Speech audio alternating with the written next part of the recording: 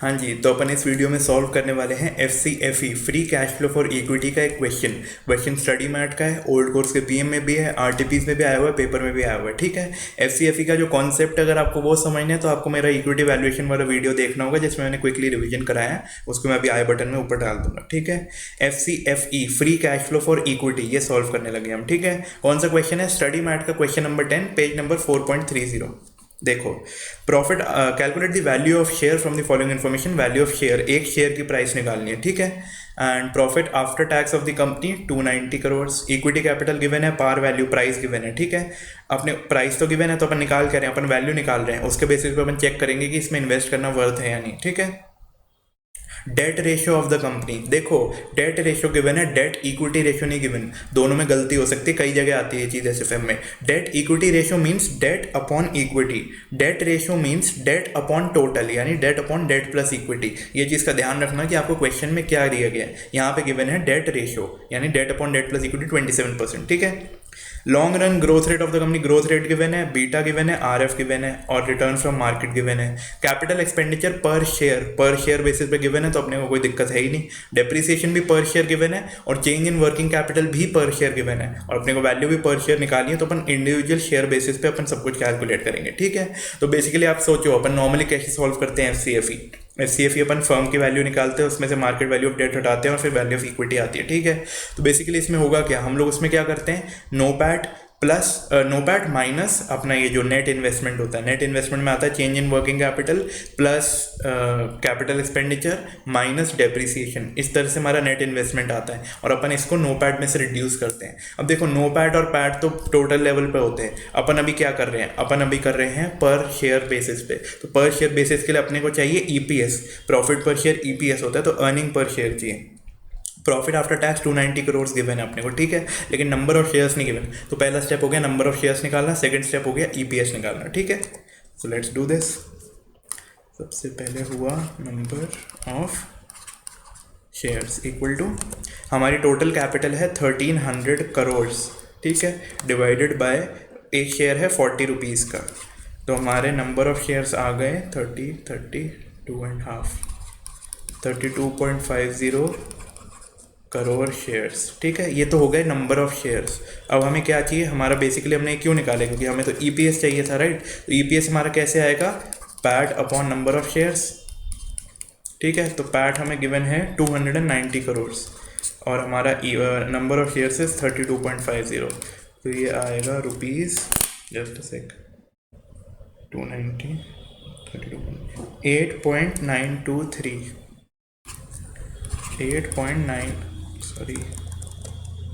8.923। ये तो देखो हमारा आ गया अर्निंग पर शेयर। ठीक है, अब ये हो गया अर्निंग पर शेयर कि हमने पर शेयर बेसिस पे कितना पैसा कमाया। ठीक है, अब हमें गिवन है कैपिटल एक्सपेंडिचर पर शेयर। ठीक है, तो अब हमें ये देखना है कि हमारे लिए पर शेयर खर्चा कितना हो रहा है। हम लोग क्या करते हैं, अर्निंग माइनस एक्सपेंडिचर ही तो करते हैं। फ्री कैश फ्लो कि हम लोग ये कैलकुलेट करना चाहते हैं कि इक्विटी वालों के लिए फ्री पैसा कितना है, टोटल कैश फ्लो माइनस जो हमें कैपिटल एक्सपेंडिचर और वर्किंग कैपिटल में डालना पड़ेगा वो हटा देंगे, तो जो बचेगा वो होगा फ्री और वो इनके काम की चीज़ होगी। ठीक है, तो हमने फर्स्ट स्टेप कर लिया, हमने EPS निकाल लिया। अब हम कैलकुलेट करते हैं खर्चा क्या होगा। देखो हमें क्या गिवन है, नेट इन्वेस्टमेंट हम लोग निकाल लेते हैं। Net investment equal to change in working capital 3.45। अब इसमें ऐड क्या होगा, इसमें ऐड होगा कैपिटल एक्सपेंडिचर और लेस होगा डेप्रिसिएशन।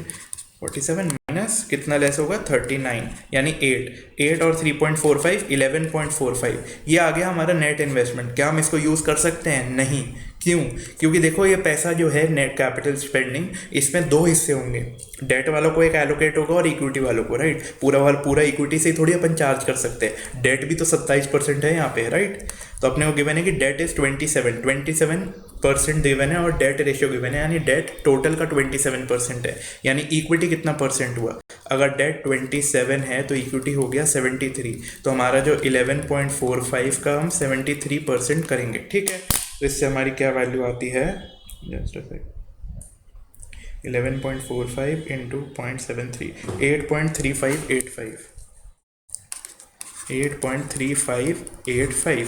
ठीक है, और हमारी ऊपर क्या वैल्यू आई थी, 8.923। तो हमारा बेसिकली क्या हो जाएगा, 8.923 माइनस 8.3585, ठीक है, -8.923 5645 0.5645 ये आ रहा है बेसिकली हमारा कि हमारे लिए क्या बच रहा है पर शेयर पे, ठीक है। तो ये तो अर्निंग बच रही है। क्या मतलब? इसका मतलब ये कि ये हमने जो निकाला इसको हम क्या टर्म, किस टर्म से डिनोट करेंगे? This is FCFE1, free cash flow for equity at the end of first year, नहीं at the end of 0th year. अभी तो हमने करंट निकाला है, FCFE1 तो हमें चाहिए, ये तो हमने निकाला पास्ट के बेसिस पे, राइट, कि अभी तक ये प्रॉफिट था, पास्ट प्रॉफिट से पास्ट नंबर सब कुछ करके निकाला, तो ये तो पास्ट अर्निंग्स थी। अब करंट ईयर में क्या होगा? अब अगर हमें FCFE1 चाहिए तो कैसे आएगा? FCFE1 equal to FCFE0 into 1+G, यही तो हम लोग करते हैं, राइट। जैसे हम लोग D1 कैसे निकालते हैं, D0 इंटू 1+G, वैसे FCFF1 कैसे निकलेगा? FCFF0 into 1+G।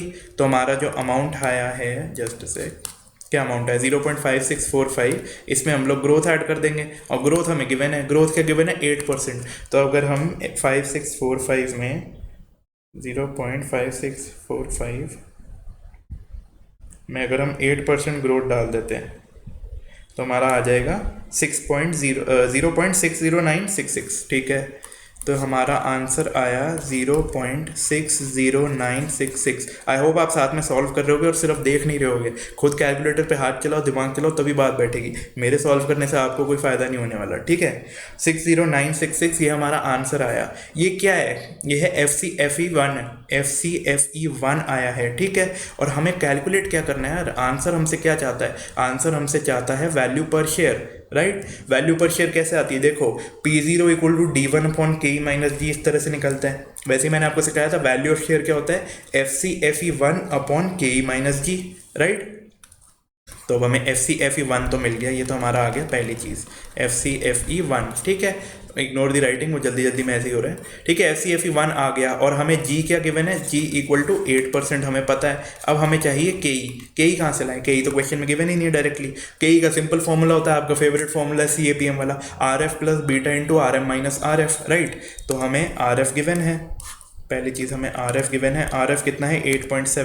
8.7 plus beta कितना है? 0.1 multiplied by RM minus RF, market return, और ये, ठीक है, 10.3 minus 8.7, RF plus beta into RM minus RF, यही हमने किया है, राइट। तो इससे हमारा KE आ जाएगा। KE क्या आएगा? 1.6 का 0.1 हुआ 0.16, 16, 8.86, ये हो गया हमारा KE, ठीक है। तो अब हमें KE की भी वैल्यू मिल गई 8.86, सिंपल। तो हमारे लिए क्या है? अब तो हमारा फॉर्मूला सिंपल हो गया, FCFE1/KE-G, 0.6096 डिवाइडेड बाय 8.86 माइनस 8, ये तो आपको अच्छी तरह आता ही है। तो अपन इस तरह से सॉल्व कर लेते हैं, तो ये आएगा 0.60966 डिवाइडेड बाय क्या बचा? ये 0.86%, 70.89, ठीक है। अब हमारा आंसर आया 70.89। अब ये क्या चीज़ है? ये है वैल्यू पर शेयर जो होनी चाहिए, ठीक है। अब हम स्टडी मैट का आंसर देखते हैं कि हमने सही किया है कि नहीं। क्वेश्चन 10 कहाँ है?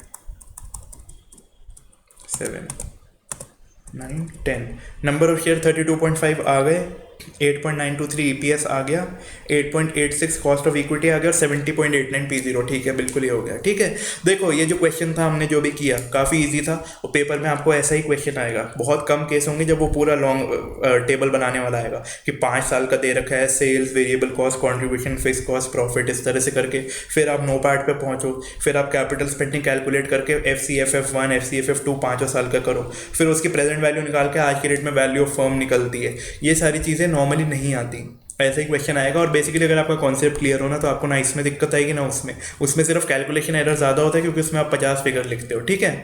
तो आई होप आपको इजीली समझ आ गया होगा। All the best, take care, bye.